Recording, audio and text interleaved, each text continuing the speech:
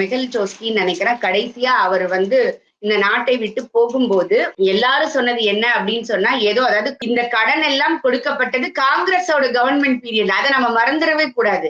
ஆனால் இவர்கள் எல்லாமே கொஞ்சம் கூட கூச்சமே இல்லாம எப்படி பேசினாங்க, மல்லையாவை நீங்க தப்பிக்க விட்டீங்க, நீரவ் மோடியை தப்பிக்க விட்டீங்க, மெகுல் சோஸ்கியை தப்பிக்க விட்டீங்க அப்படின்னு தொடர்ந்து பேசிக்கிட்டே இருந்தாங்க. அதனால ஒரு முறை இந்த 10 வருஷம் நடந்த நாடாளுமன்றத்துல ஒரு தடவை வந்து இந்த முற்றுகை போராட்டம் அதெல்லாம் கூட முடக்கிறதுக்கெல்லாம் கூட ட்ரை பண்ணாங்க, இந்த இஷ்யூவை காரணம் காட்டி. ஆனால் இந்த பாராளுமன்ற கூட்டத்தொடர்ல அவங்க எழுத்துப்பூர்வமாவே கொடுத்துட்டாங்க, எப்படி 2 மடங்காக அவர்கள் 3 பேருடைய பணமும் அவர்களுடைய சொத்துக்கள் பறிமுதல் செய்யப்பட்டு விற்கப்பட்டு வங்கிகளிடத்துல கொடுக்கப்பட்டிருக்குன்னு.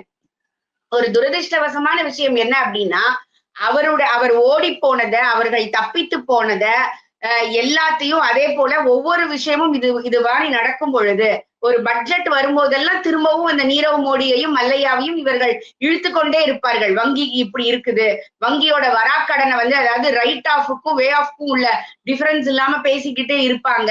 இதெல்லாம் நடந்துகிட்டே இருந்தது. ஆனால் இன்றைக்கு அந்த கடன் அடைக்கப்பட்டுருச்சு அப்படிங்கக்கூடிய விஷயத்த ஒரு வார்த்தை கூட இங்க இருக்கக்கூடிய ஊடகங்கள் ஒரு டிபேட் பொருளாகவோ இல்ல ஒரு செய்தியாகவோ கூட எடுத்துக்காம அப்படியே ஜஸ்ட் லைக் தட் கடந்து போனதுதான் இவர்கள் எப்படி இங்க ஒரு நெரேட்டிவ செட் பண்ண நினைக்கிறாங்க அப்படிங்கிறதுக்கு ஒரு குட் எக்ஸாம்பிள்.